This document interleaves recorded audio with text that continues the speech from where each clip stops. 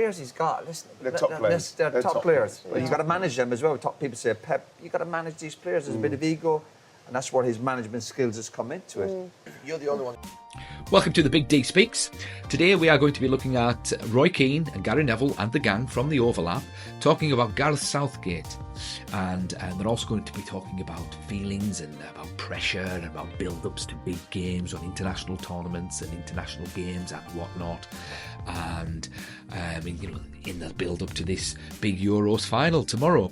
So if you like this clip, please like, share and subscribe for more content like this. But anyway, let's crack on and let's see what the gang has got to say. As an international manager, because you don't get that much time with the team, do you? Like, in terms of club, you're on the grass every single day. And do you think that's why he's been so good? Because of he's definitely created a culture, hasn't he? He's a thinker. Them. You know, the every day of the management can be something. I can't imagine the man. Like I said, at the level of the. And he's working with brilliant players. Brilliant players. You know what I mean? And he's. It's the players he's got, listen, they're top players. They're top players. But you've got to manage them as well. Top people say, Pep, you've got to manage these players. There's a bit of ego. And that's where his management skills has come into it. You're the only one who's prepared for an international final here.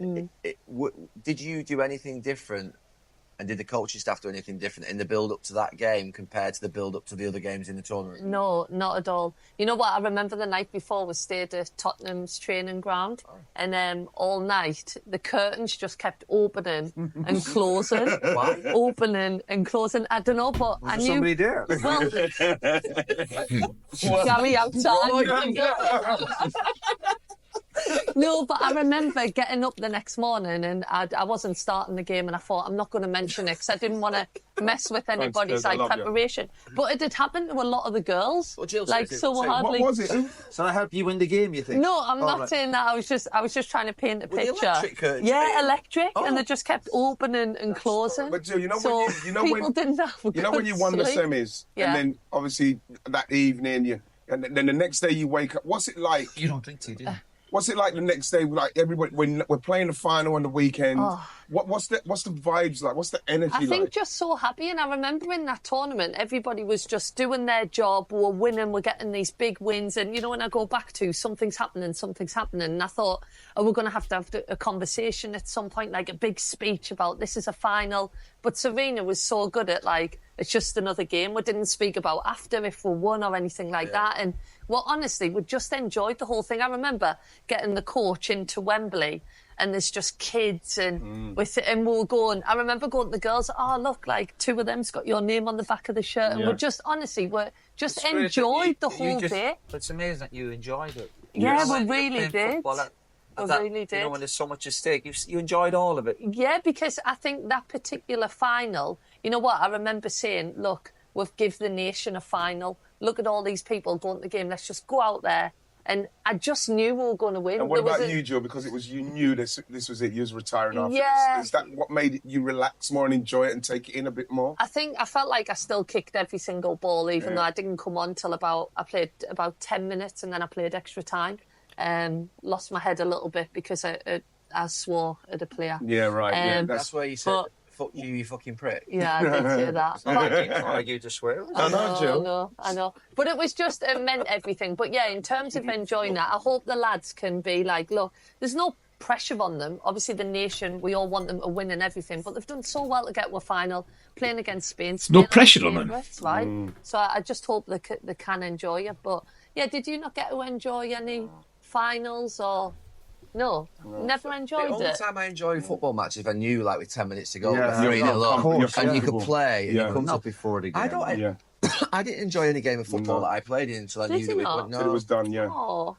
No, it felt like it was. I feel like I hear what you're saying. No, I mean, it's sad in a way. It is sad. Because if you adopt that mentality, you could enjoy it. Yeah, you feel like, it's because I relaxed in that game, and you've started to think about, I scored a goal. Everyone's going to be so happy. They're scoring if it's 3-1, it's 3-2. Oh, fucking hell, what are we doing? You never relax until it's like you start saying, ref, come on, ref, Jesus. Okay. There's a couple of things I want to comment on from this particular clip. I personally think Gareth Southgate's done really well, but I think England's success at the moment comes down to the FA, really.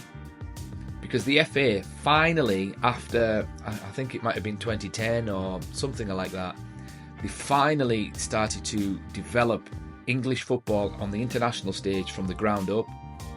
And they opened St James's Park, which was the English version of Clairefontaine, because the French did it. The French opened Clairefontaine, I believe, in like the late 80s or something like that. And then they started, reeling out all of these players like Cantona, Zidane, Desailly, Carambeau, David Trezeguet, Thierry Henry, etc., etc., etc. And it's no coincidence that, very quickly, within the space of 10 years, they won the World Cup in 98, then they won the Euros in 2000, and that same team got to the final again in 2006. So England have just done the same thing.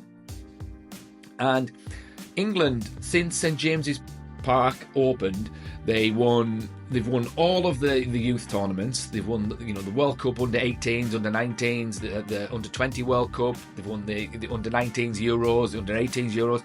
They've won all of those youth tournaments. So it's a natural progression for this senior team to finally win a major international honour. And England are, to be fair, in this final on Sunday, they are the favourites. Man for man, there's about 3 players in the Spanish team, start 11, that would realistically get into the England team, the England start 11.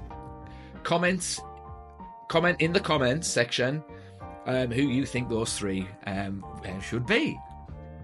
Anyway, so I would argue that Gareth Southgate now is not the right manager for England, because Gareth Southgate is a defensive-minded coach with a team full of attacking elite talent. Gareth Southgate was perfect for England in 2018 when England were underdogs, but now England are favourites. So I would argue that England need a manager that's a bit more, forward-thinking. But anyway, that's just my opinion. There's definitely pressure on England to win. They are the favourites. There's always pressure at top-level football to win, especially if you are the favourites.